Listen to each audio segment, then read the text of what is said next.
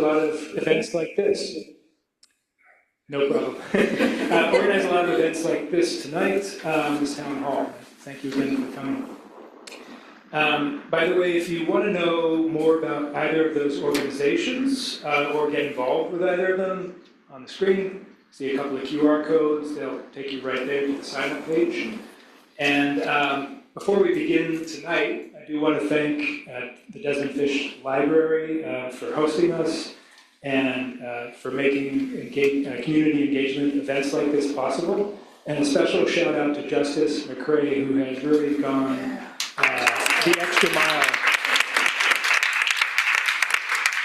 Yeah, he's really gone the extra mile to make this event possible and to make sure everything runs smoothly. We're doing both an in-person event tonight and an online event. I can't imagine trying to orchestrate all that, but Justice has got it.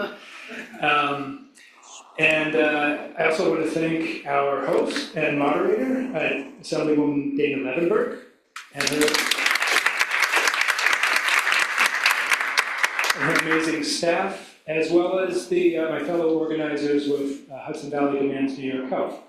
Celeste, who's at the table over there tonight, is a longtime activist with the campaign, and one of our panelists, Sanam, is my co-facilitator for Hudson Valley Demands New York Health. And lastly, I want to thank all of our panelists. Really, all of you traveled here to Garrison on this cold night to be with us, to lend your experience, your expertise, and your voice to this really critical discussion. So thank you very much. And we are really gathering tonight at a pivotal moment. Federal health care cuts are already hitting New Yorkers, destabilizing insurance markets, raising premiums, increasing out-of-pocket costs, and making coverage unaffordable for millions. Those impacts are going to land hardest on people who rely on programs like Medicaid, the ACA, and Medicare. But if you think you're in a category that's not going to be affected, you're probably wrong. There will be hospital closures, and all of us are going to be affected by the reduced access from these massive cuts on the federal level. As bad as all that is, this crisis creates an opportunity for us here in New York to chart a truly new path. While Washington is cutting care, New York can expand it. While federal policy leaves millions behind, our state can ensure no one is ever denied health care, and that no one ever goes bankrupt from medical bills, that no one ever loses coverage because they changed their job, lost income, or got sick. We are not powerless. And there is a way forward.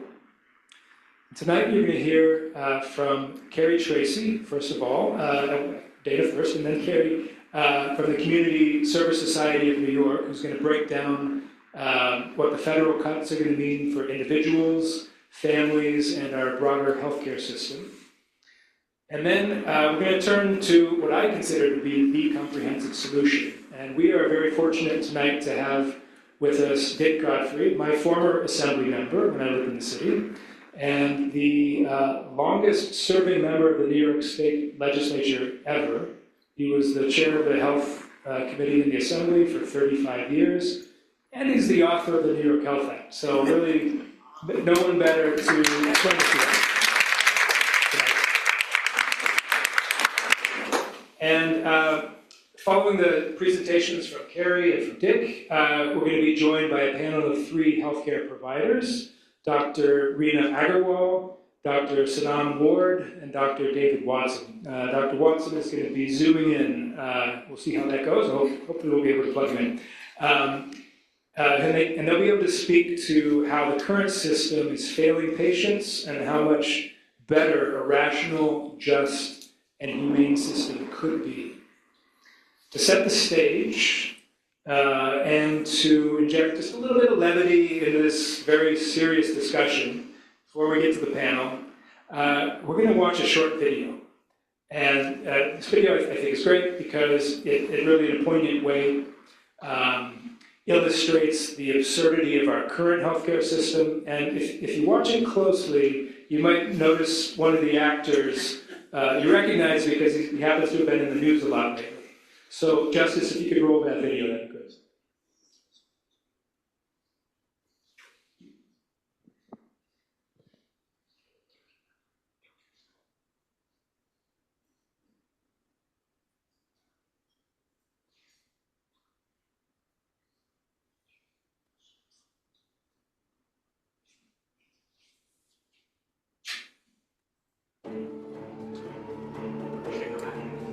Grab the Wrigley dog, 11 letters, and it's a rhyme.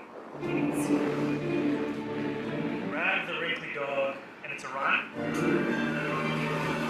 My apartment's on fire. It's right around the corner. Come on. Whoa, whoa, whoa. First things first. Are you insured? Yes, sorry. Here you go. If we could just hurry, though, that'd be great, because my apartment's literally on fire. We got a slight issue here. What issue? It says here you're behind on your premium payments. Really? I don't think so. I do. It's right here on your file. $660. Oh, my bad. Can we just take care of that later? No can do. See, your specific provider, Bright Shield Protector Fidelity Horizon, says you need up-to-date premium payments for your provider to be reimbursed. Can you not talk over me? I was talking with you to support you. So the thing is, I haven't reached my deductible anyway, so it would all be out of pocket. Right, but to get credit towards your deductible, you need to have up-to-date premium payments. Okay. Sorry. Here you go. Here's my credit card. If we could just hurry, though, that'd be great, because my apartment is literally on fire. So sorry, but we don't take American Express. Talking over me. Oh, sorry. Here you go. Actually, hold up. This isn't your home precinct. It should be. I live right around the corner. New address? Yeah, we moved a couple months ago. Well, that's an issue because your primary care precinct is still tied to your former address. This precinct is out of network for you, so I'm gonna need a referral. A referral? There's a fire in my apartment. Right now! Oh, dear. What?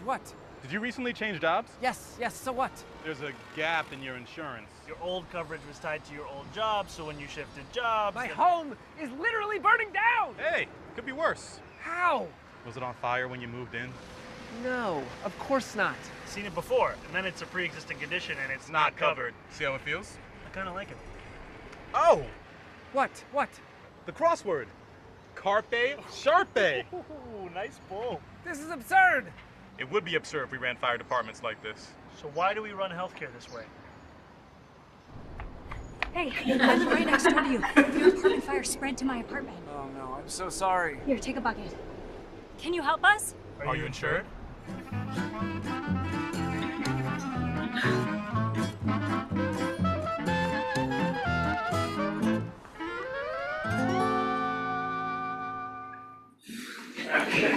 So, may I notice that was current Assembly Member, Mayor-elect Zoran Mamdani, and the other handsome... This deal is insane. Well, facts. I was this close to giving... Our sponsor is speaking I saw this knife deal and thought, hold up, Ford. The other handsome firefighter was Jabari Brisport. He's a state senator, and those two have been major champions on this bill, which is really what it takes to make legislation like this happen. You need real champions who believe it in the core of cores that it needs to happen, and we're lucky enough to have one of those people with us tonight, another huge champion on the New York Health Act and many other things, our Assemblywoman Dana Levenberg, and I'm going to hand it over to her to moderate the panel.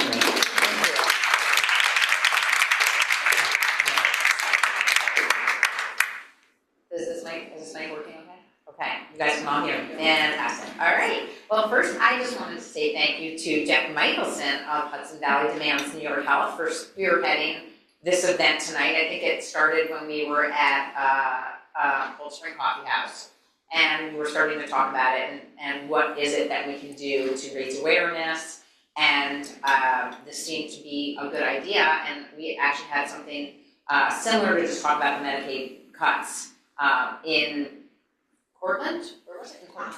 Ossining. I've already forgotten where we had it. A few weeks ago, a month and a half ago, but we thought that this would be great to have up here at Desmond Fish. Always a great place to host, and we are so grateful to them, especially to Justice Craig, for making this all possible, all the technology, the snacks, the seats, everything. So thanks, Justice, you're amazing. And also my Chief of Staff, Victoria Caffarelli, who is the Chief of Staff extraordinaire, and my right hand, my left hand, all the hands. As well as my constituent and volunteer, Celeste Tice, who I've also known for many, many years and with many different hats, including Co-Hope and Divisible, as well as her work with Hudson Valley Demands New York Health. And she's been very active on this issue, so thank you also for your help. Also, thank you, of course, to all of our speakers, who I will formally introduce in a few minutes, although Jeff did give you all a shout out. We're so fortunate to be joined by a panel of such distinguished guests, both here and online. Dave Watson, who is also lives locally. The New York, but of course he's the one person who's not able to be here. Lives here. Okay. So the New York Health Act has been discussed for many years, as my predecessor Sandy Galiff can attest to. And Sandy, thank you so much for coming out tonight. And Sandy was actually a co-sponsor of this legislation, and her good friend, Assemblymember the Honorable Dick Godfrey, as mentioned, authored it. And I know that it took a little while maybe for Sandy to come around, but I will say that I believe there have been many amendments over the years, and it looks a little different probably than it did when it was first written or crafted 30 years ago, was it? 20 years ago? 30 years ago? Many years ago. 91. Oh, wow. Yeah, many years ago. 4 years ago. So anyway, right now, though, we really believe this is the time. I think more and more people are feeling the pain of our current healthcare system. Even if you have gold standard healthcare, you still aren't necessarily getting in to see your doctors right away. You're not getting to see your specialists. There are so many hoops to jump through. You're not getting reimbursed for expenses. We just found out, how many of you have New York Presbyterian just found out that United Healthcare decided they're not going to team up with the Presbyterian. We don't know if that's true or not. A lot of times we get those letters, but I actually reached out to New York Presbyterian and I didn't get the answer that I was expecting, which was, oh, don't worry, this is just, what always happens. It seems like it might be a little different, and that's pretty scary. It's scary to me that United Healthcare owns Optum, and these provider/insurance conglomerates are just getting bigger and bigger and bigger. And having insurance companies own providers, it just doesn't really make any sense for any of us at this point. So even again, if you have the gold standard, the platinum standard healthcare, your insurance ain't that great. And it's harder and harder to get the healthcare that you need, and healthcare doesn't seem to be keeping pace with our health needs. So, not to mention, of course, the cuts in H.R. 1, the so-called Big Beautiful bill, which will cause thousands of New Yorkers to lose their healthcare coverage. I'm sure just sitting around the table with your friends, there are people who don't have full-time employer, or have COBRA, or are on the ACA, and they're looking at premiums that are just going to go through the roof. And they're already paying high premiums and not getting the coverage that they expected maybe before. And it's just going to get worse. It's not getting any better. So we're seeing major changes with providers in the region, major changes with premiums, less and less care. And I think we also heard that Optum recently announced it was going to go out of network with Fidelis Care and a number of other insurance plans, including for new patients with traditional Medicaid. They're saying now that they're not going to cover them. So it's appalling that the Trump administration and the Republican majority in Congress have chosen to make it significantly harder for people to obtain and afford the health care they need to survive and thrive. However, we should not pretend that the American healthcare system was perfect before this summer, because that's not the case. The real problem is a system that puts profits over people and allows insurance companies and all kinds of other middlemen to drive up healthcare costs without improving our health. The New York Health Act would establish a single-payer healthcare system here in New York. And you might hear a lot of things about needing waivers, this, that, the other thing. That would make it easier, but it's not something that's needed. And that's also kind of inside baseball, but if that's something that you heard about, just need to know that a lot of stuff that you heard about, there's a lot of myths out there, and we need to set the record straight, and hopefully we'll hear a little bit more about that this evening. So the New York Health Act would enable us to cut most New Yorkers' healthcare costs considerably by replacing all the various co-pays, deductibles, premiums that we're currently paying with a simple progressive tax. It would cover vision, dental, mental health, and long-term care costs. Yeah, that's right. That's a big what? Yeah, that's right. And of course, that's in addition to the costs that are covered by most typical healthcare plans. Getting us to universal whole person healthcare instead of the confusing and expensive patchwork system we have now. It would also save the state money. And I saw a recent estimate. I know it's not quite totally there yet, but instead of being in a hole for $13 billion, I think we would be in the black for $23 billion. Dick, maybe you can correct me if I'm wrong on that one. It would also so it would save the state money, particularly when we're considering the massive budget hole that we're looking at. Once the big ugly legislation is passed in July, it takes effect, and our speakers are going to speak in more detail about what we can anticipate from HR 1, as well as how the New York Health Act would help us avoid some of these issues. So, with that, first up, I would like to introduce Carrie Tracy. JD is a Senior Director of the Health Initiatives Department at the Community Service Society, where she conducts health policy. I'm sorry, was I supposed to introduce Dick first?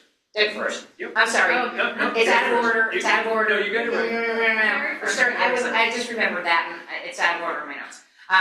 Former Assembly Member Dick Godfrey, who served. You got You got it right. Karen.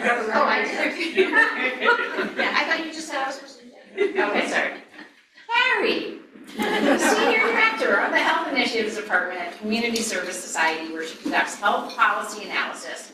Previously, Ms. Tracy conducted policy analysis on healthcare, immigration, and other issues at the Northwest Federation of Community Organizations. She has a BSFS from Georgetown University School of Foreign Service and a JD from the University of Washington School of Law. And with that, I shall turn it over to Carrie. Thank you.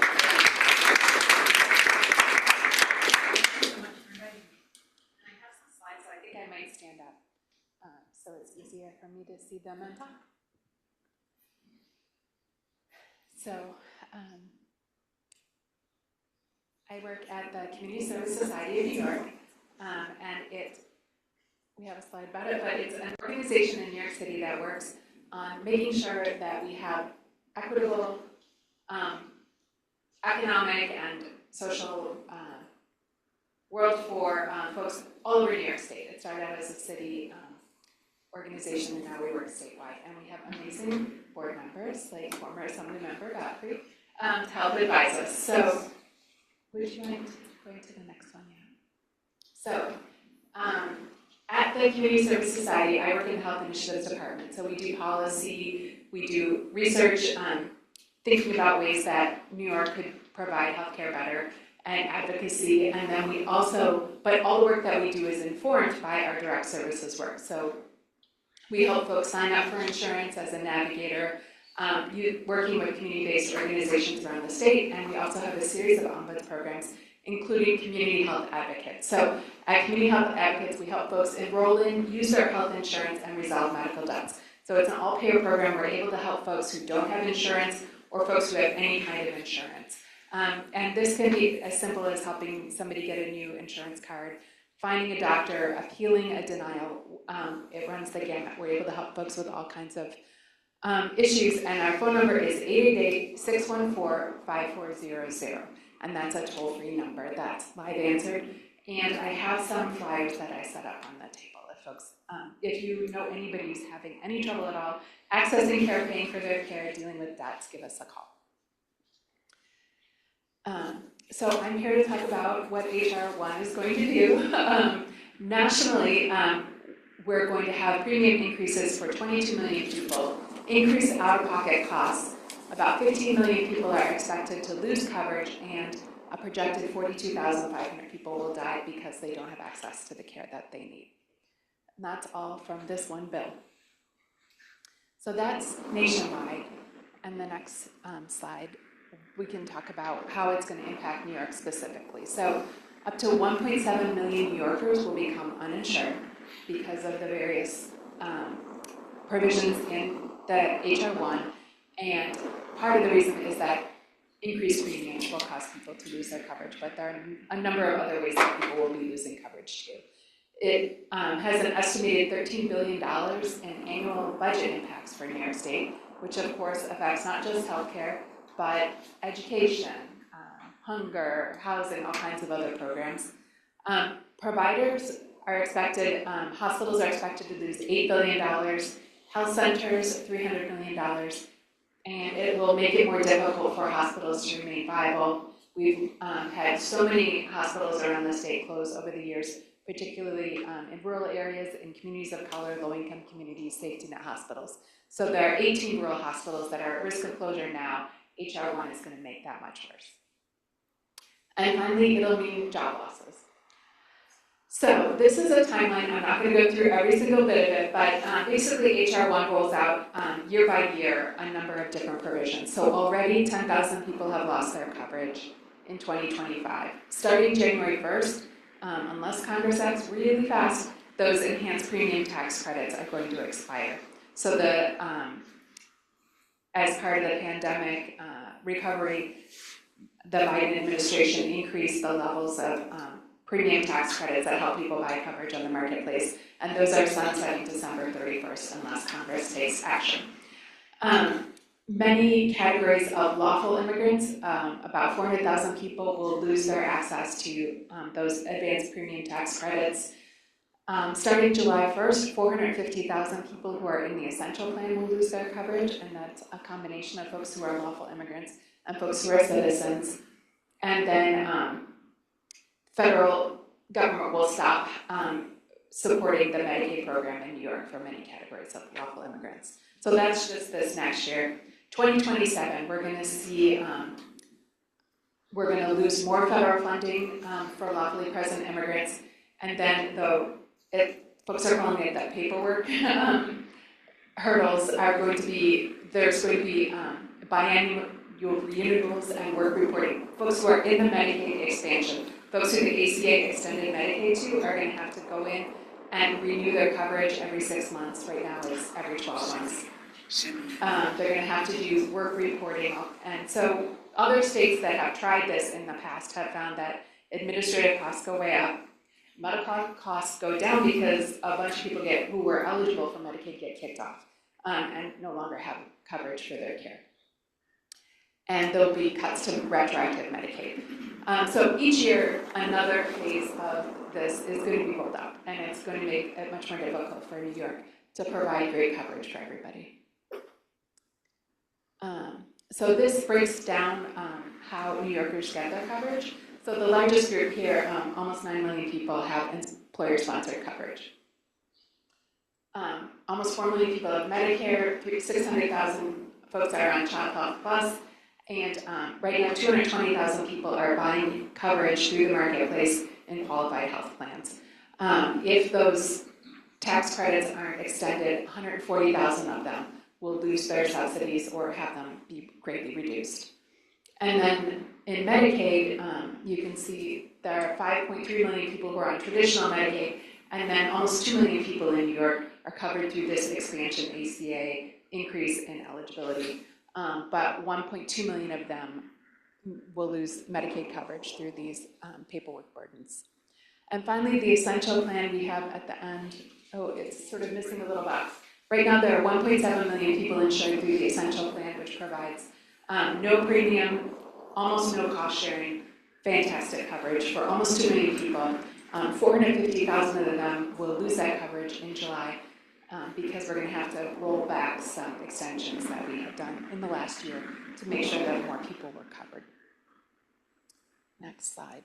Okay, so the enhanced premium tax credits, Congress, the whole shutdown was about trying to get these enhanced premium tax credits passed. Congress reopened without doing it. They're still dithering, and there's no progress yet on passing those. So New York, 140,000 people are benefiting from those tax credits, and their premiums will increase by an average of 45%, or $240 a month. And we have some examples on the next slide.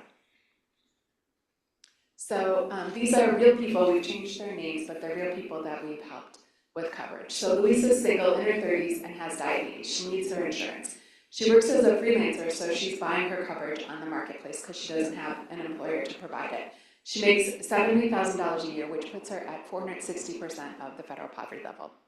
Right now, she's paying $500 a month for her insurance, and she receives $385 in tax credits. So really, she's paying $115 a month. Next year, her premiums will jump to $862 a month because she won't have the tax credits and the premiums are going up. Diane is the mom of 2 kids. Her husband owns a startup. She was laid off, and their combined income was $150,000. Right now, they're paying $2,600 a month minus $630 in tax credits. Next year, their premiums will jump to $3,000 with no tax credits. So there's an issue called adverse selection. This was a really big problem in New York before the ACA.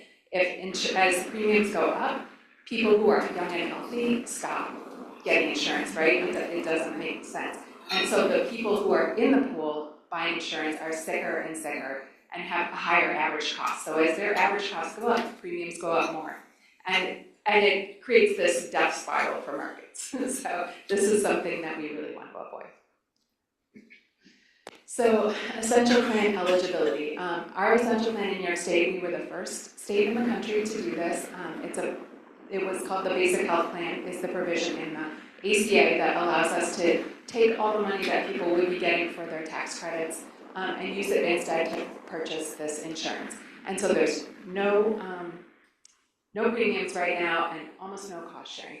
And so last year we were able to get a waiver to allow that allowed us to increase eligibility from 200 to 250% of poverty. So more people were eligible for this great coverage, including my brother.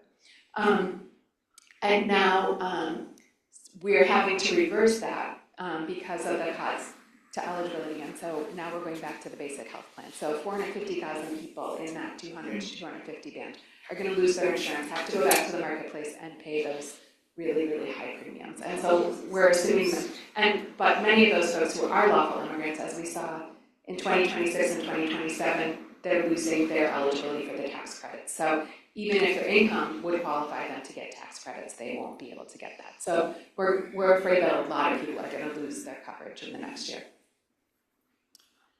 So Alicia used to avoid going to the doctor because she was afraid of the cost, and so she delayed her preventive care. Oh my goodness. Yeah, it went down here. Okay, there we go.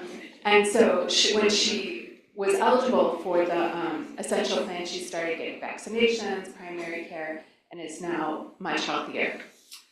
Sunil is 28. He works as a part-time consultant and just got off his parents' insurance. You know, you get kicked off at 26. So he used to have zero premium coverage, and next year he's going to have to pay $250 to $500 a month. I'll try to speed through. Next slide. Okay, so obviously the New York Health Act is the solution, right? It would fix all of these problems. But once we pass the New York Health Act, we're going to need a couple of years to set it up. If folks remember the ACA, we had 3.5 years to get those marketplace up and running, and it wasn't quite enough time. And so there were all kinds of issues on the federal level. So we want to make sure that we have enough time to get the New York Health Act set up. And so in the meantime, between now and when the New York Health Act takes effect, we need the state to help us find ways to cover those folks who are losing their coverage. And so that could include funding a state premium program to help people replace those tax credits that they're losing, especially including legal immigrants who are going to have no more eligibility, and then funding navigators and community groups that help New Yorkers understand that there is coverage and help them understand what they qualify for.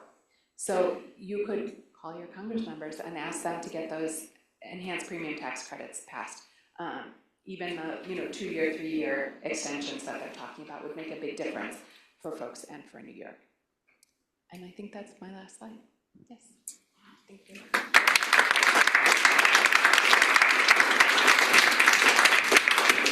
Well, if that wasn't uplifting.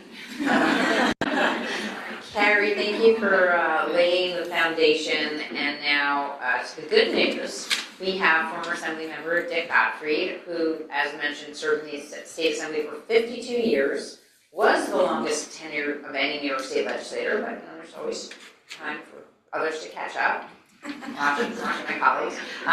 Representing communities in Midtown Manhattan and the Upper West Side. As chair of the Assembly Health Committee, he sponsored and oversaw the passage of many key pieces of legislation promoting health and equality for New Yorkers, in addition to authoring the New York Health Act.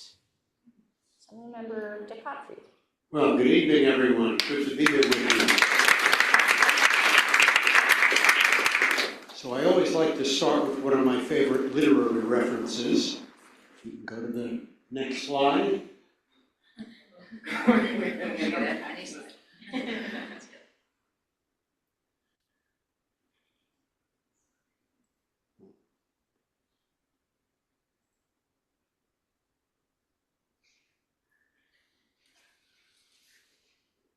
Okay, the next slide. Okay, here is Edward Bear coming downstairs now, bump, bump, bump, on the back of his head behind Christopher Robin. It is, as far as he knows, the only way of coming downstairs, but sometimes he feels that there really is another way, if only he could stop bumping for a moment and think of it. Well, there is another way. So, next. Every year, over a third of households in this country, including in New York, who have health coverage, have somebody in the household who goes without needed care because they can't afford it, or suffers financial hardship trying to pay for it. And that's largely because just about everyone in this country is uninsured. We all deal with premiums, deductibles, and copays that are not based on ability to pay. You know, the multi-million-dollar chief executive, they want the same premium as from the receptionist. We all face restricted provider networks and restricted drug formularies, denials of what our doctor or other provider recommends.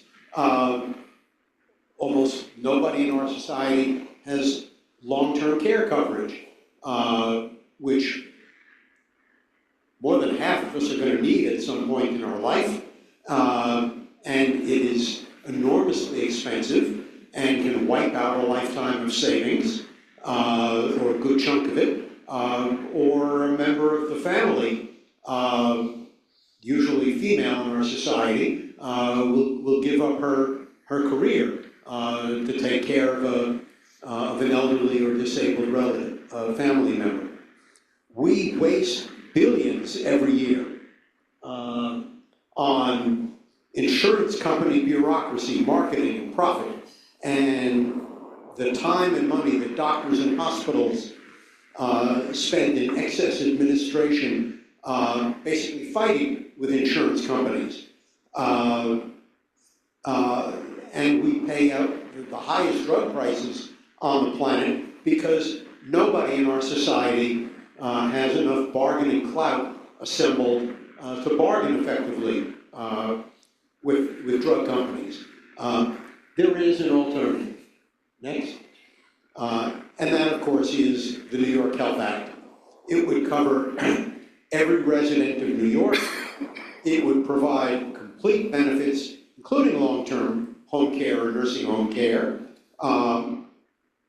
real choice of provider, no restricted provider network at all, no restricted drug formulary, no prior authorization for health care, and no premiums, deductibles, copays, or out-of-network charges. Now, you're wondering, really? How do we pay for that? Exactly. Well, here's how. Next. It is funded by a progressively graduated tax, in other words, based on ability to pay, on earned income, payroll basically, with the employer required to pay at least 80% of the tax. They could pay more, particularly through collective bargaining. And it would also apply to other income that is taxable under the New York State income tax, like dividends and capital gains. Your first $25,000 of income would be exempt from the tax, and if you're on Medicare, the first $50,000 of your income would be exempt, largely in recognition of the fact that being on Medicare, you bring an enormous amount of federal money into New York.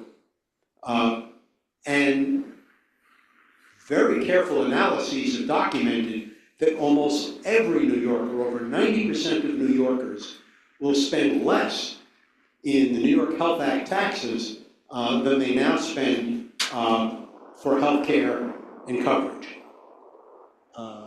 Next, you ask, how can this possibly be?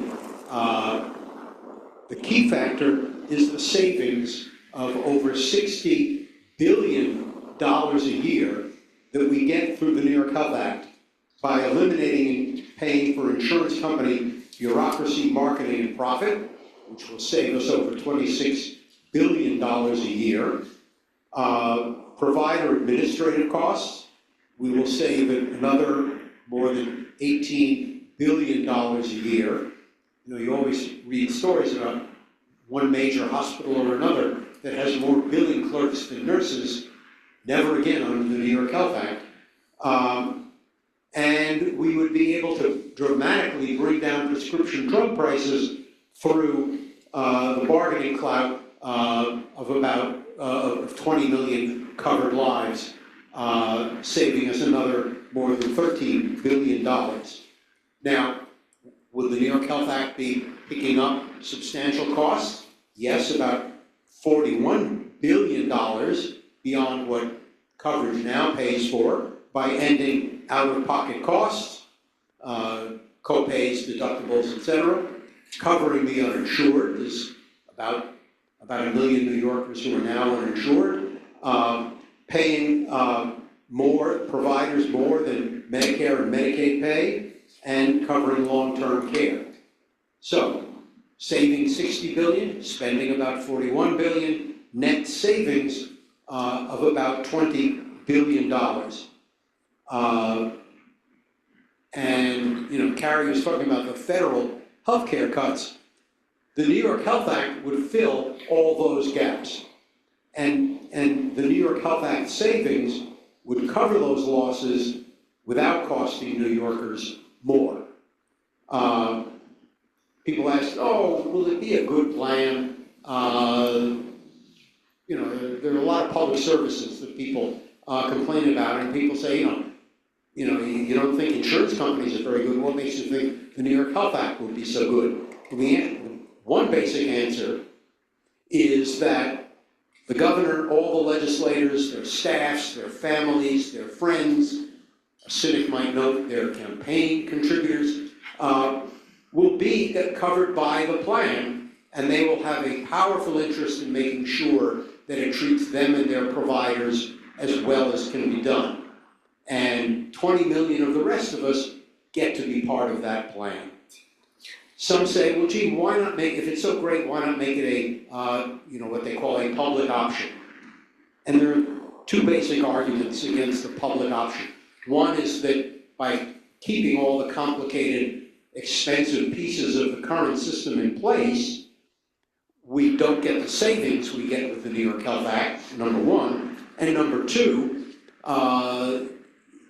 it undermines the all-in-the-same-boat phenomenon that guarantees the quality of the New York Health Act. For organized labor, next. Missed a couple here. There we go. For organized labor, health coverage really should not be something that they have to bargain for.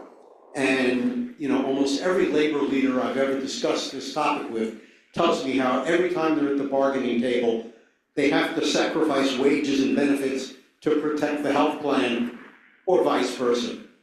And the New York Health Act guarantees much better health benefits than any plan, union or otherwise, than anybody's ever heard of. Someone would say, well, why a state plan? Why not national? Well, first of all, look at Washington. Not just this year, except for a couple of years in the 1960s and a few years in the 1930s, New York's politics has always been substantially more progressive than Washington, which means any plan that we enact is A, more likely to get enacted than something from Washington, and second of all, is going to treat patients and providers a lot better. And there's a long tradition here of states going first on major public policies. Free public education, which we started in New York in the 1780s, abolishing slavery, protective labor laws, civil rights laws, and it's how other healthcare advances have started in this country. For example, the Child Health Insurance Plan began in Minnesota and New York, and a few years later, the Fed said, oh, that's a pretty good idea. We'll give you matching money, and within a couple of years, every state in the union has a plan much like New York's Child Health Plus. Next. Oh, okay. Some people say, gee, don't we need federal permission or a waiver in order to do that? And the answer is, no, we don't. Medicare and Medicaid allow states to fill gaps in what they don't cover.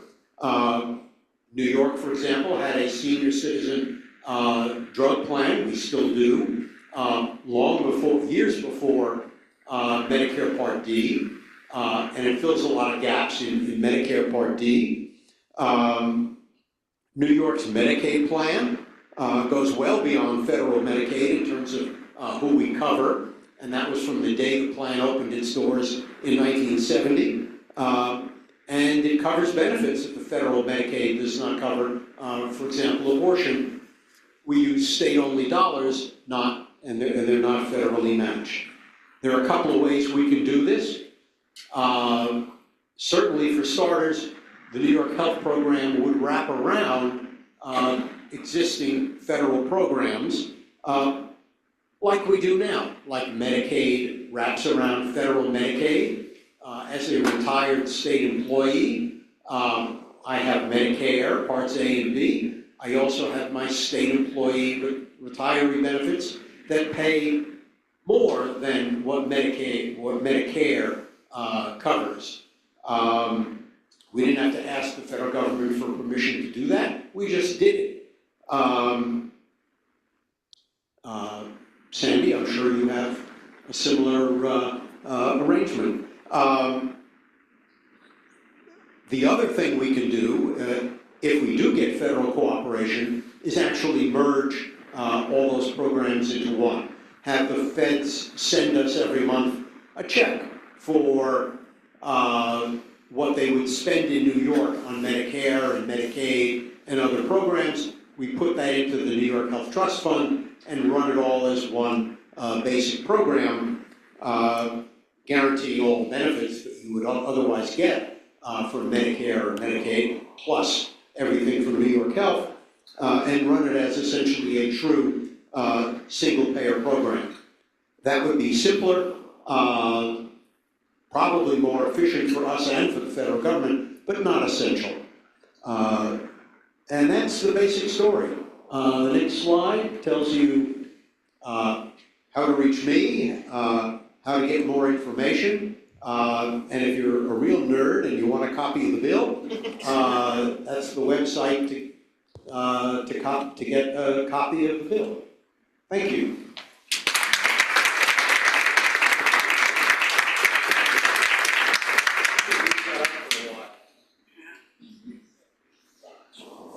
Well, thank you so much for laying out the beauty of the New York Health Act. And now we're going to talk a little bit with our panel.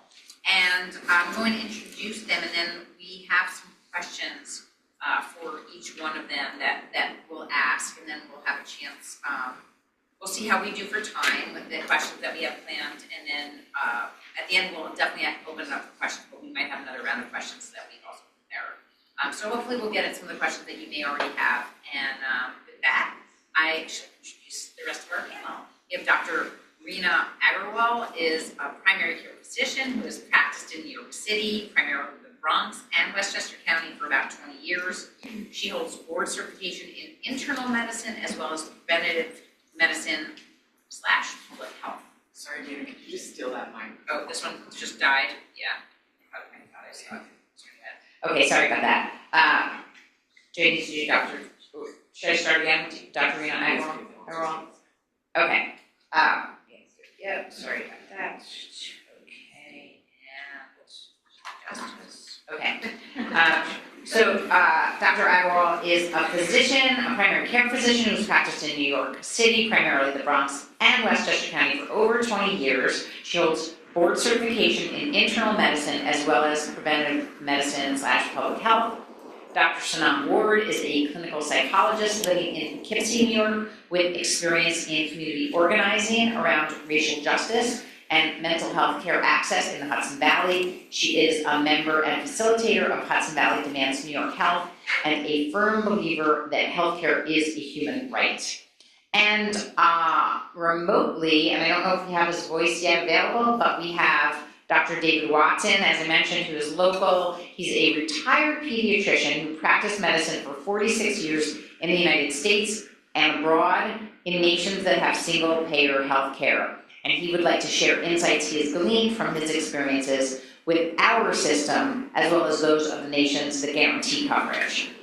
So with that, I am going to pose the first question to Dr. Agrawal, who is, as we mentioned, a physician. So as a physician, you are forced to navigate, as we talked about a little bit, insurance company bureaucracy when coordinating patient care. Can you talk to us about how that affects your ability to provide patient care? Thank you. Thank you for inviting me here, and thank you for holding this event. I'm very excited to talk about the New York Health Act, but really what I can talk about is my experience. I've been a primary care provider, as we said, for a little over 20 years now, and health insurance is something that you deal with every single patient, every single day. Your visit with the patient is never one-on-one. There's always in the back of your mind, what can be covered? What's the next step? So, as our speakers were speaking, I was thinking, why don't I just take you guys through just trying to prescribe a new medication. This is every day, every patient. So you see a patient, and I used to see a lot of patients with diabetes. I love treating diabetes, and there's a lot of new, very powerful medications on the market. You say, okay, I think that you qualify for this medication, and it would benefit you to be on this medication. Let's see if I can prescribe it. So you go into your electronic health record and you prescribe the medication. Okay, waste number one, you don't know if the insurance is going to cover it. There's a ton of insurance. You cannot keep them in your head. And so what your health system does is buy an add-on program for the electronic health record that now checks if that insurance that the patient has given will cover your medication. It is maybe half the time correct. It's usually not correct. Often because the insurance is constantly changing what they're covering, and they don't keep that program updated. So it's just a waste of money, but we're paying for it because it's an attempt anyway. So the poor patient then goes to the pharmacy, and the pharmacist says, you need a prior auth. That didn't get kicked back to me from that program. The patient had to tell me. Sometimes you get a fax from the pharmacy. Sometimes the poor patient comes back and they say, I need a prior auth. So now you have to fill out all of this information. Every insurance company has a different way of doing it. It's very often it's very often like Pony Express. Like you have to put it in a fax and send it to a black hole. Do you get it back? I don't know. I mean, it's really hard to keep track. A lot of doctors' offices have somebody whose job it is to help you fill this out and keep track.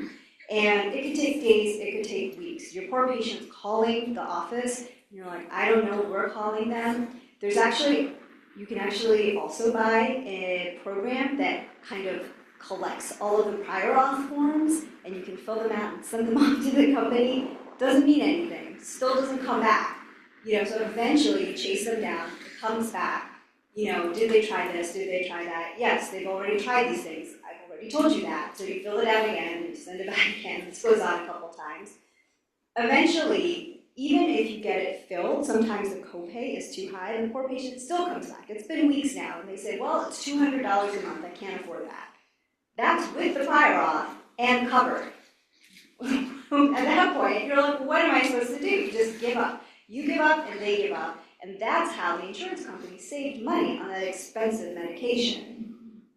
This is a daily occurrence. This is what we work with. And I'm sure many of you have experienced this. It's not unusual, but you can hear the passion in my voice. I'm so frustrated because this is how it is constantly.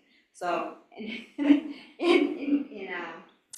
think that's the end of the story, but I hope that you guys recognize something in that story. Yeah, absolutely, and thank you. I think, again, I just want to say, you bring home the point that even if you have great coverage, it doesn't necessarily mean you get what you need, right? I mean, and not to mention the fact of how much time did that doctor just have to spend trying to deal with jumping through all these hoops to make sure that a patient got what they needed. Dr. Sanam Ward is, I introduced you already, okay. So the question that I have for you, Dr. Ward, is that New York State is experiencing a mental health crisis. The state has launched some initiatives to address the crisis, but many challenges still remain. What do you think are the biggest challenges for patients trying to access mental health services, and how do you think the New York Health Act can help? Thank you, Dana. We're definitely experiencing a mental health crisis. I think since the pandemic, we've seen huge surges in people needing access to mental health care to just cope with, our reality now. And then also just in terms of all the cuts that we're talking about and what's happening on the federal level, I think people are really scared, and that's what I see with my clients. And so the thing I actually want to focus on, though, is job insecurity right now. So I work in private practice, but I also worked at community mental health clinics and hospital settings. And most of the people that I work with are people of color, LGBTQ folks, low-income folks, and also people who tend to work in helping professions and who work in social justice areas. So all things that are being targeted right now in terms of jobs. And so that we're seeing that in terms of, the cuts, in terms of layoffs right now, and in terms of, even the government shutdown, right? So I've had clients who've been impacted by all of these things. And, they're scared about what this is going to mean for our communities in many ways, what's happening on a federal level. But on top of that, people are also losing their jobs right now. And so, clinically, people rely on their insurance, as we've been talking about, to access mental health care. And so I have situations where we're talking about, racism, immigration issues, all the things that are happening, and maybe processing someone's personal trauma, and then they come in the next session and say, hey, I lost my job, right? And so they no longer have coverage, and what that means is that they lose the therapy. They also lose all of their providers. A lot of times people have taken a lot of time to find people who actually can listen to them, who they feel safe with, right, who might have some of their identities, and they lose all of that overnight. And sometimes also they're experiencing, the reason why they lost their job is because of racism and other things, right? So at the time that people are most needing care, they're losing that support. And so I think that's just that's already been happening, right? That's already a challenge, is how much our insurance is connected to our job security right now, and how much our healthcare is connected to it. But it's even getting worse, and I think it's getting worse for people who are most impacted by current systems of oppression. And so the New York Health Act would drastically change this, right? I mean, I think it would be so amazing for people to not have to fear if they lose their job, they're going to lose their health care. And that, we also have people who are in unhealthy work situations, people who don't like their job who are staying just because of insurance, right? So it would totally change access on that front. And then I think also it would help with continuity of care so that we can actually maintain our relationship, which is really what is needed to work through trauma and healing, is to have a provider that you can see consistently over a period of time. And lastly, I think it would also really impact overall stress, because a lot of what I talk to clients about is also their physical health and their issues getting their other healthcare needs being met, and also their families. So now you have, people's family members would also have access to healthcare. They would, have their physical healthcare also being taken care of. And so that alleviates so much stress, so we can actually talk about what we need to talk about, right? So those are some of the things. And I just wanted to say that personally, I benefited from the tax credits that we were talking about earlier, but I was still paying $400 a month for insurance with a high deductible, and I was not able to go to the doctor. So I was also providing care without being able to access my own therapy, all these things. And I think that we underestimate also the stress that puts on providers, because we also need healthcare, right? So I think overall it would really make a huge change for us too. Thank you. Are we ready for Dr. David Watson? Yes? No? Yes? We're good? Okay. Can you please unmute David? Am I on? Am I on? Okay, wonderful. So, Okay. David, I All right, thank you. I have a question for you. Yes. Can you hear me? I can hear you, yes. Wonderful. Thank you, Okay. Dana. So, as a pediatrician who has worked in several countries with very different healthcare systems, you've seen firsthand how universal care models function. Some argue these systems are radical or ineffective, leading to longer wait times and lower quality care. Can you share what you've experienced working within them as well as working here? What's the comparison? I would love to, and I want to thank you and Jeff Michelson for allowing me to be part of your wonderful campaign. Yes, I have worked for many, many years in many different systems, including the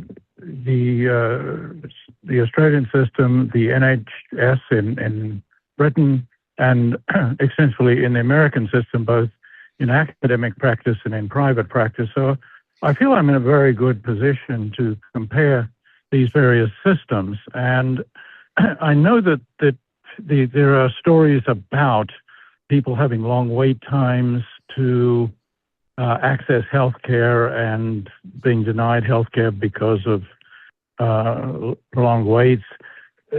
In my experience, I have had absolutely great access to very good healthcare in all the single-payer healthcare systems I have worked in.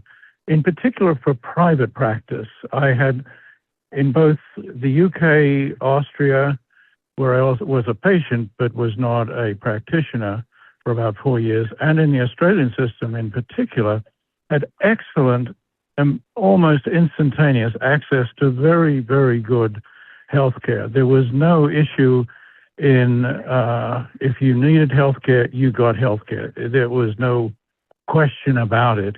I will admit that when I wanted my colonoscopy in Australia, I had to wait 2 or 3 months, which is for a routine colonoscopy. But let me just add that none of this even comes close to the horrific waits and denial or inadequate access to care that I have experienced lately in the United States healthcare system the way it is. And I mean, if there were any wait times, they are largely because of routines, and because, routines are what they are. They're routines. They're not urgent health care. But I can have nothing but good things, and I would like to reassure people that under these systems, which produce tremendous results as far as access and quality of health care as well as, life expectancy, whatever parameter you like to use, they have nothing to fear at all about waiting for access to health care. I found that I have nothing but good things to say about access to health care under these single-payer healthcare systems. Dare I ask if you were paid fairly? I'm sorry?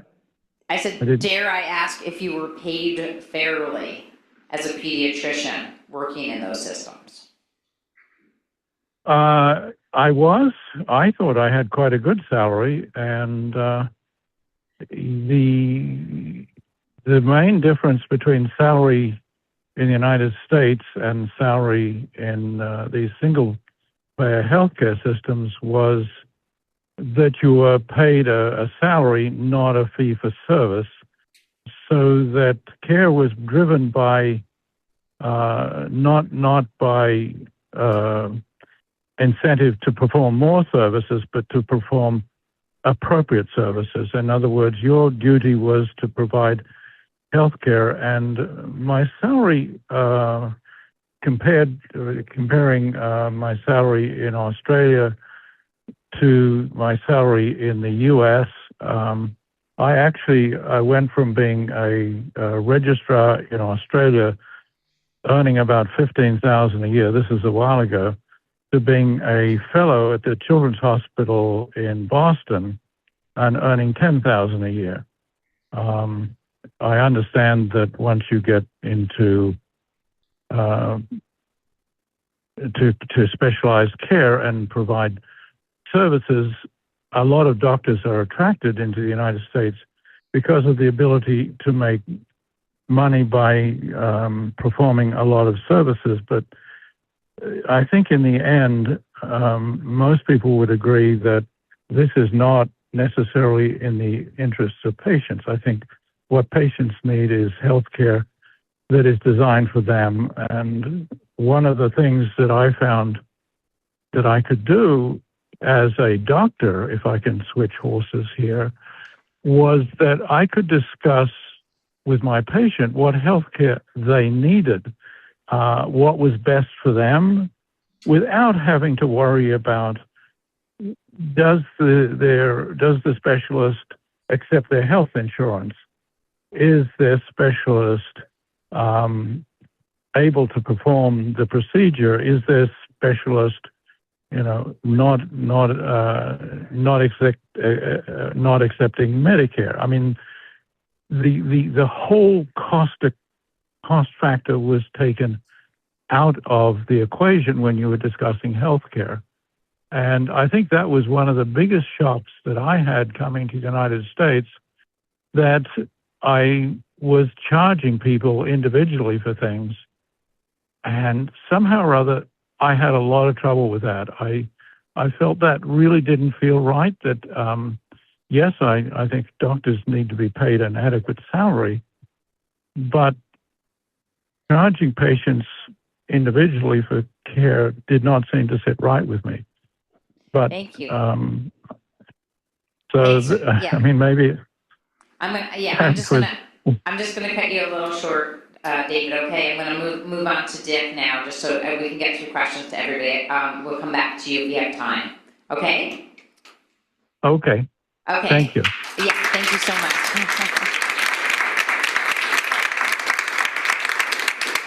So back to Assemblymember Godfrey. We heard a lot tonight about the incredible benefits that the New York Health Act would provide: medical care, prescription coverage, dental, vision, hearing, and long-term care. And you did talk a little bit about this, but I'm sure some folks in our audience are wondering, what's the catch? Can New York really afford this? Will it really work? So I'm passing the microphone down. You could say, what's the catch?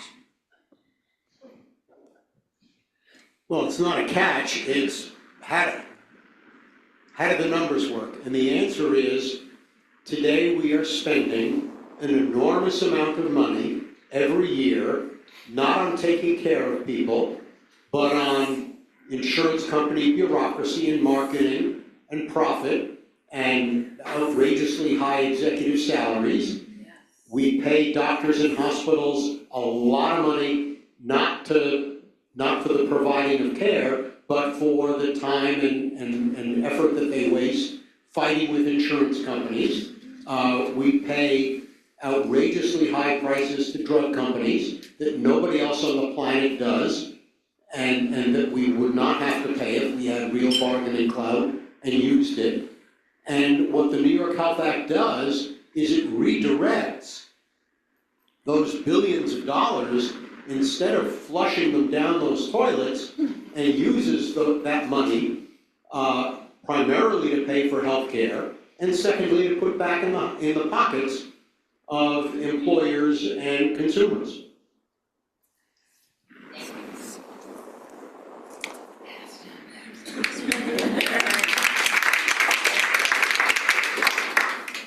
Perfectly put. So, Carrie, the federal health care cuts will have a drastic impact on New Yorkers, as you laid out, not only on those who lose coverage or face skyrocketing premiums, but also on communities whose hospitals are already struggling to stay open. You talked a lot about the rural hospitals. Can you speak to the impact these cuts will have on hospital stability and the ability of our healthcare facilities to keep their doors open? And also, while you're at it, throw in what our emergency care is going to look like.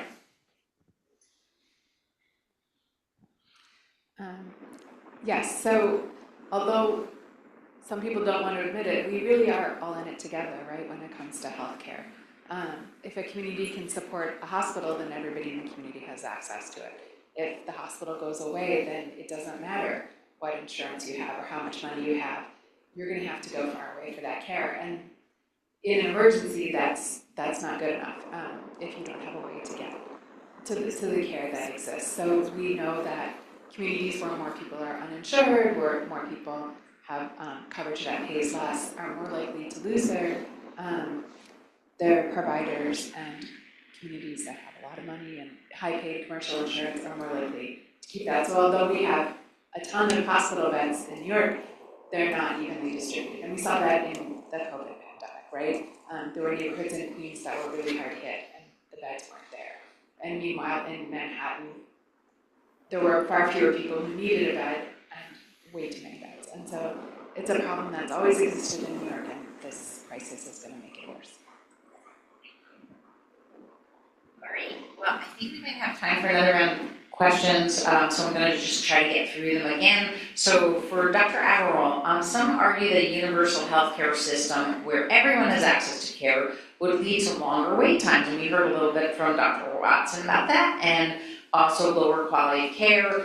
How do you respond to that concern? And also, I mean, maybe you can also talk a little bit about physicians' feelings about if they're going to still have salaries that cover their costs. And also, Den, if you wanted to add a little bit about making sure that we're fairly paying all of those involved in our healthcare system. So let's go to you first.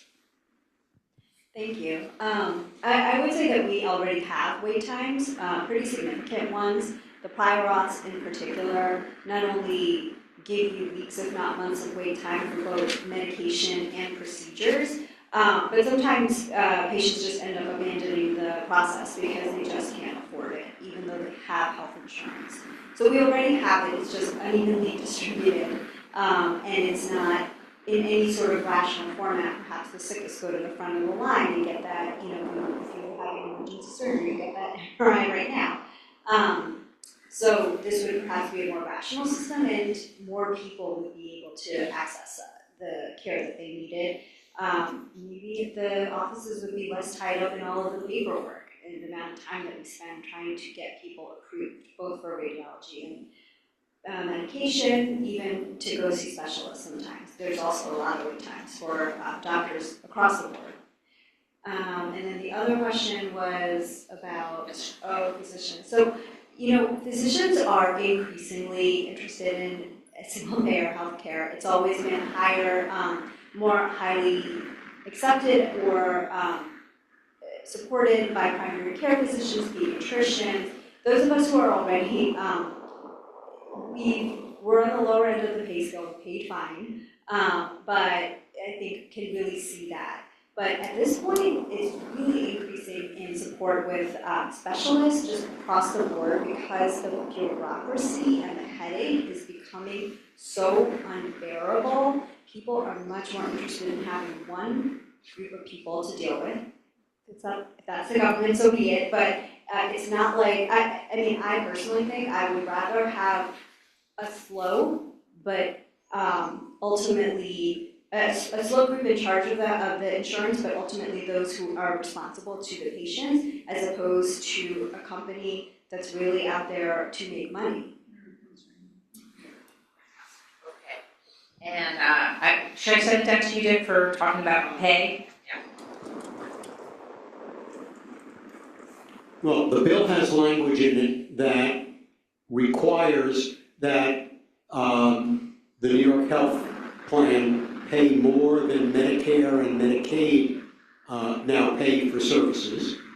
So, if you're on Medicare and they pay $700 for a service where the cost of care is really more like $1,000, the New York Health Act will pay the extra dollars, and that's written in the bill.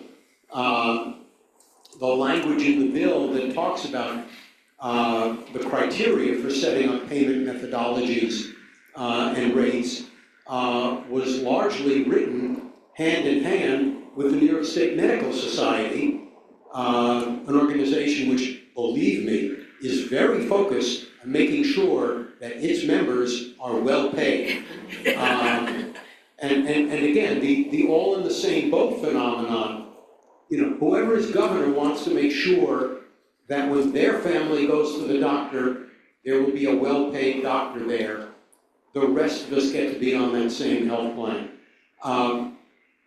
In what used to be my assembly district in Manhattan, one of the richest places in the country, we've lost in the last several decades, it's not just rural hospitals, we've lost 4 hospitals that served my district, and a couple more in the rest of Manhattan. This is not low-income rural country.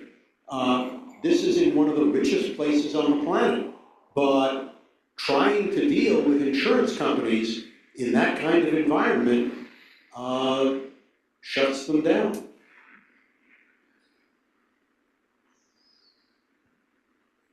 And so now many New Yorkers are struggling and sacrificing to make ends meet. The cost of living is the biggest concern for New Yorkers. How do you think the New York Health Act will help New Yorkers with affordability? Yeah, I did kind of speak to that. Do you have anything else you want to add? Otherwise, I'll pass it to Carrie. I have one more question from Carrie, one more question from David. Yeah? Okay. So, Carrie, rural communities are already at a serious disadvantage when it comes to healthcare access. What impact will these federal cuts have on rural areas? Yes, again, folks in rural areas are more likely to be uninsured or have public coverage or private coverage that they're getting on their own, not from a really big employer with a huge commercial plan. And so all the providers, we saw that a number of health centers are going to lose a ton of money, and so it's going to be harder and harder for folks to access care in rural areas. Yeah. Okay. And then, David, are you still with us? Unmute. Can you hear me, David?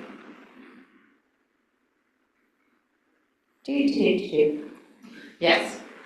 Okay, David, I have one more question for you. I think you sort of touched on it a little bit, but here it is. What did universal health care allow you to do for your patients that felt harder or impossible in the U.S. system?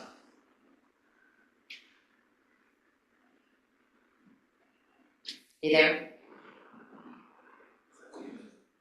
You're unmuted.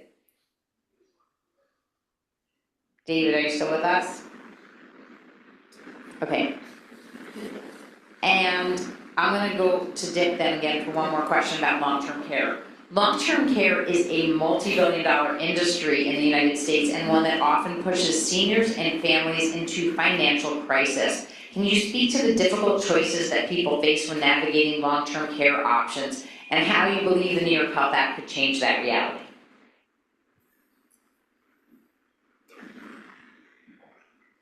Well, as I said, about half of us at some point before we pass on are going to need long-term home care or nursing home care. And either a member of our family will sacrifice their job and other responsibilities to take care of you, or you will pay an enormous amount of money for that care. My mother and my father were very frugal people who saved an awful lot of money in their lifetimes. My mother, in her last several years, needed round-the-clock home care. And yes, she was able to pay for it, but only by wiping out about half of the lifetime of savings. My wife and I, years ago, and I said, gee, I'm the chairman of the health committee in the assembly. I really ought to set a good example and have long-term care insurance. A nice decision, except financially. We signed up when we were much younger than we are now, and so we've been paying, lower premiums than we might have. It is still thousands and thousands and thousands of dollars. I don't even want to think about how many thousands of dollars a year the two of us spend on long-term care premiums, even though we know that if and when the time comes that we need long-term care, chances are it's not going to fully pay the bill. But it's an enormous amount of money. And it shouldn't be that way. We're not like Taiwan, where they have a single-payer system, by the way, have for about 30 years or so, where I asked someone from Taiwan whether their plan covers long-term care insurance.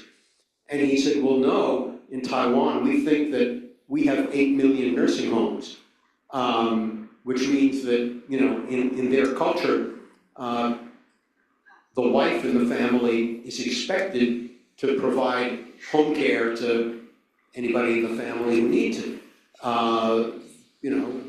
That's a different culture. And I'm not suggesting that ours ought to be that way. People ought to be free to make those decisions. One of the major benefits of the New York Health Act, which is calculated into all the numbers that I recited earlier, is that it would now cover long-term home care or nursing home care.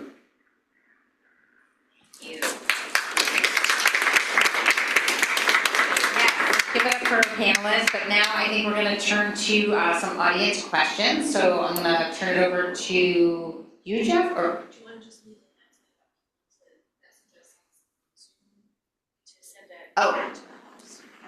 Okay, sure. So if you're on Zoom and you have a question, if you could please send in the chat, or is there Q&A in the chat? Chat. If you could just please put any question that you have in the chat to go to the host. And then we have some questions. I think, am I asking them? Yeah. Yeah.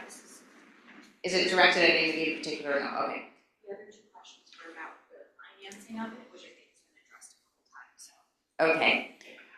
Oh, this is an interesting one that I've heard lots about. Are Advantage plans worth it versus straight Medicare?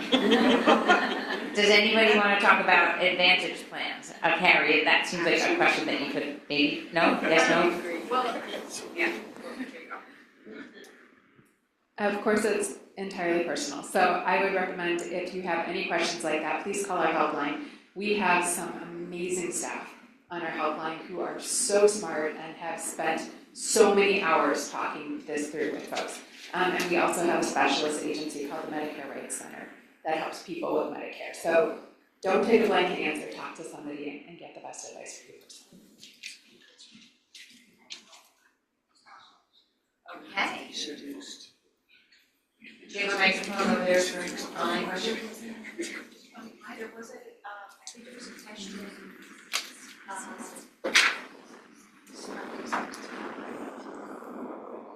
strategy. It's a strategy. What is the strategy for getting the bill passed? Well, we have a lot of work to do. I really think that there is a growing movement and there is a campaign. Jeff, I don't know if you want to talk a little bit about what the campaign plans are, or Dick, if you have any suggestions that you think are a plan. But we really do need to continue to chip away. If you have somebody that's not me as an assembly member, you want to make sure you reach out to them to make sure that they're a co-sponsor of the bill.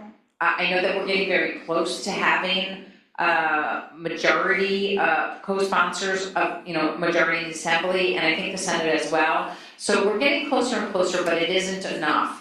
I know that, we talked, I don't know if I talked a little bit about, but there is a concern that some of the public unions are not on board. So if you have any friends in public unions, we were chatting a little bit about strategies. I know I don't know if you want to talk a little bit about this, you can, but we're talking a little bit about starting to take some polls within the context of members of collective bargaining units, especially the public ones, to see what what the rank and file really think. And again, it's difficult because a lot of these benefits, quote unquote benefits, I put it in quotes, were collectively bargained. And Dick and I were speaking about that a little beforehand too. So people think that they're going to be losing something. Well, I think, we talked a little bit about tonight, what do you really have even with the gold or platinum benefit program? You're still going to have long wait times. You're still going to have questionable coverage for certain procedures or drugs, and making the case for that, I think, is what we really have to do, and that's what we need to have as a plan ahead of us. So I think I would just task every one of us here to reach out to anybody who may have a contact and find out, if they know anything about the New York Health Act and why this has the potential to make it much better. And I don't know if we really talked at all about having just a bigger pool of people who are covered brings the cost of coverage down for everybody, because you have lots of healthy people in the pool, right? Which we don't necessarily have right now, because lots of young people who might be able to be, might have coverage aren't going to opt into it because it's too expensive. So having a lot of young, healthy people in the bigger pool brings the cost down per person for everybody. So I'm going to turn it to Sanam to see if you want to say anything, and then anybody else. Yeah, I just want to say that I think we really need people to join the movement. I think that's a huge part of our strategy right now. I think something and I will speak specifically to the union piece, but I think that something that's been really interesting to me is somebody who has some experience in community organizing is coming into the New York Health Act campaign. People already know about this, right? Because of Gottfried, I don't know what to call you now, Assembly Member Gottfried worked on the bill, legislators know about this bill. People know about this. It's really the general public that doesn't really know as much in this moment. I think there's, been waves. And so people are joining. We have a lot of people joining our hub in the Hudson Valley right now. I think people are joining the city. So really, we, ask folks to join. And then, we were speaking earlier too, that it would be really great for folks who are teachers, folks in the UFT, who support the New York Health Act, right? So having solidarity with folks in public sector unions who actually support the New York Health Act to speak up against leadership, to also let people know that we actually have a huge amount of support for the New York Health Act, right? So I think those are two things that are part of our strategy. So I'm going to read these last couple of questions. They're kind of all related about how we pay, how the plan gets paid for. I'm going to turn it over to Dick. employers will pay 80% of the tax. How does that compare to employer costs now, where they underwrite employee health plans? How would small businesses pay? And finally, would New York Health cover all providers, or would certain providers be able to self-exclude from participating? I'm going to pass this to you so you can look at them as well. And then I'm going to ask you to chime in.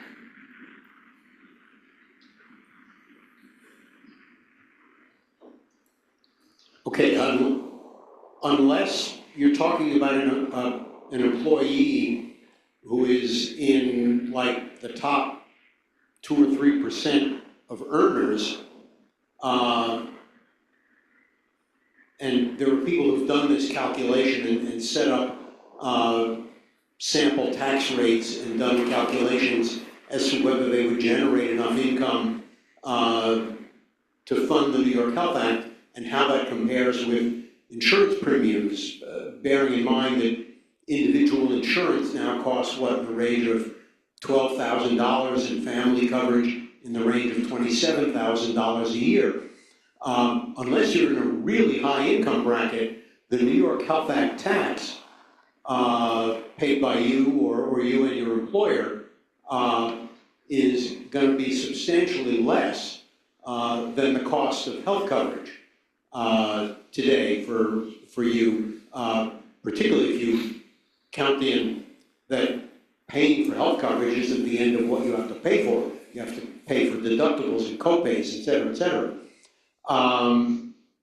And for small businesses, a lot of small businesses today do not provide health coverage for their workers.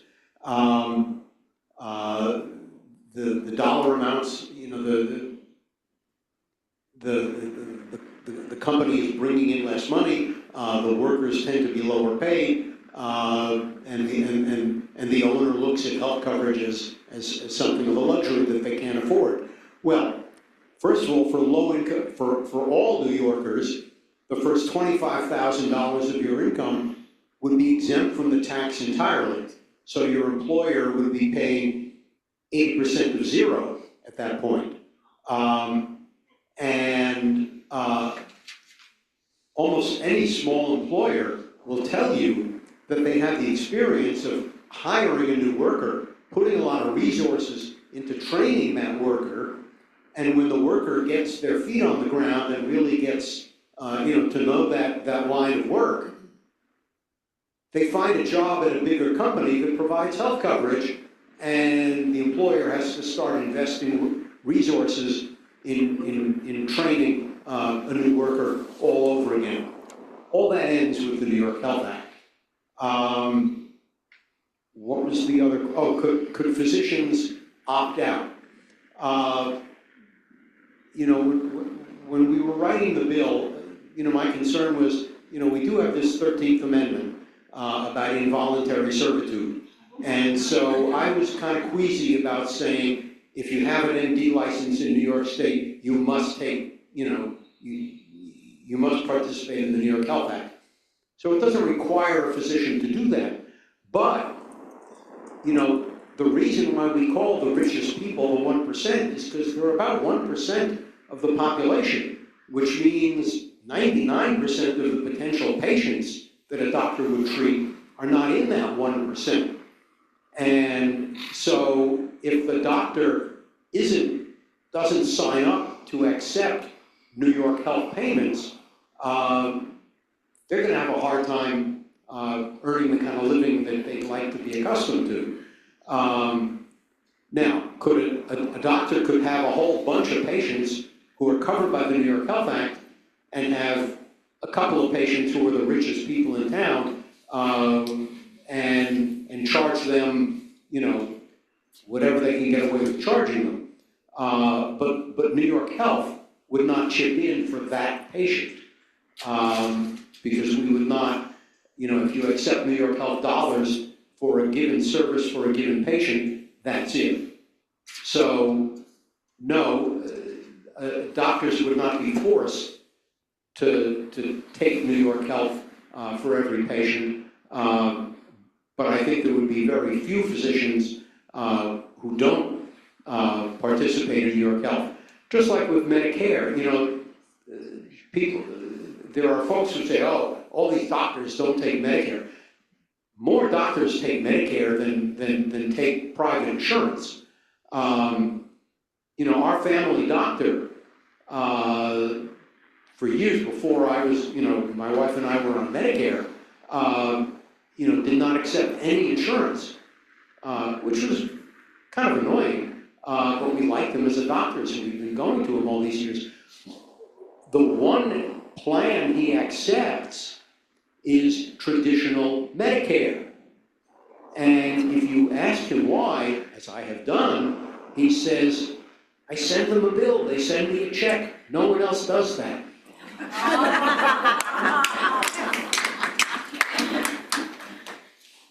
Well, I think we're wrapping up with the questions. So if you have questions online, we're going to collect them and we will have somebody send you back a response to them. And I just want to say thank you again to our panelists, to Hudson Valley Demands New York Health, the Campaign for New York Health, and everyone who made tonight possible, including our wonderful attendees, both in person and on Zoom. This event was recorded so that you can share it with others who are unable to attend. For-profit healthcare is failing too many people, and its failures are becoming more obvious by the day. We don't have to live like this. We need to stop accepting these failures and start demanding better. So I think if we continue to work together, that we can get this passed. I am going to turn it over to my friend Jeff Michelson of Hudson Valley Demands Action to Demands New York Health to wrap us up with some action steps so that you can take these steps if you are ready to stand with all of us up here and many others. So here you go, Jeff, and thanks again for all your hard work on this.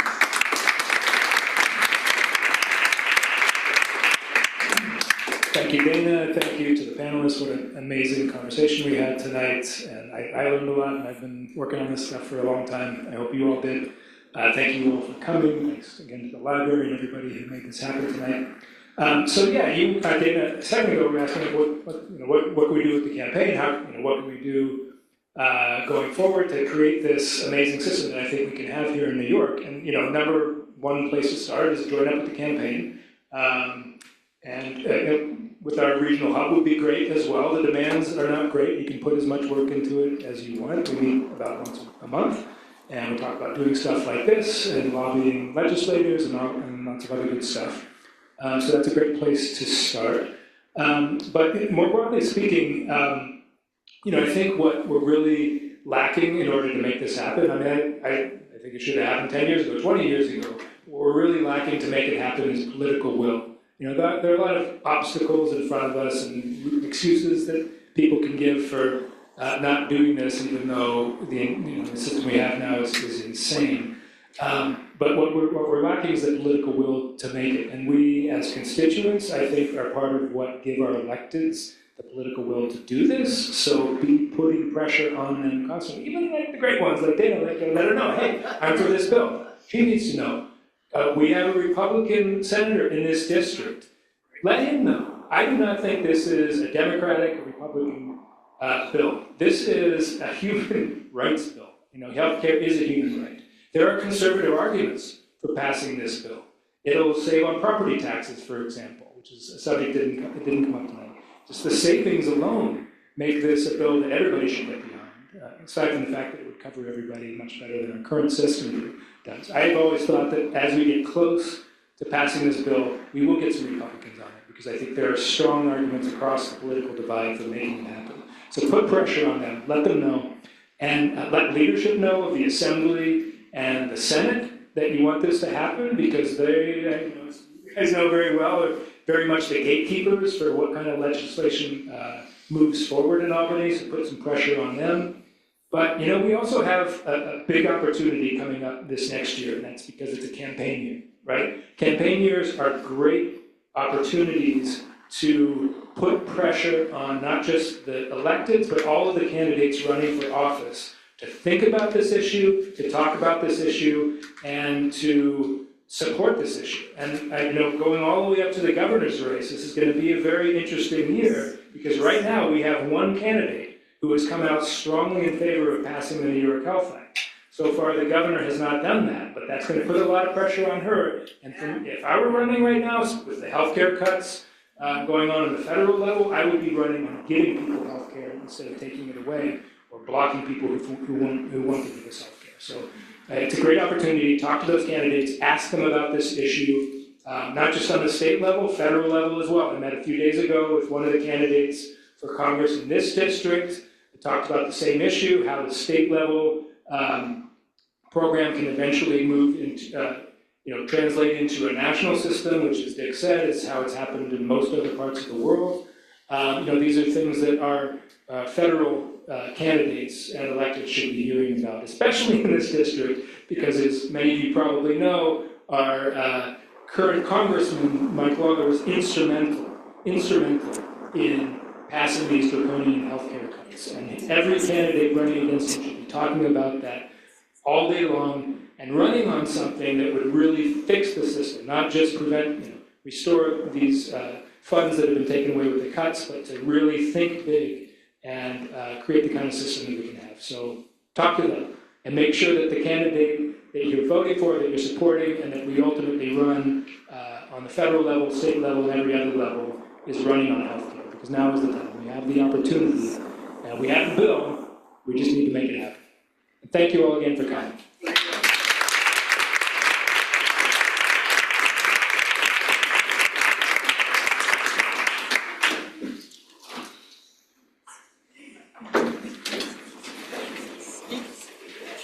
sure do. It's in Indiana.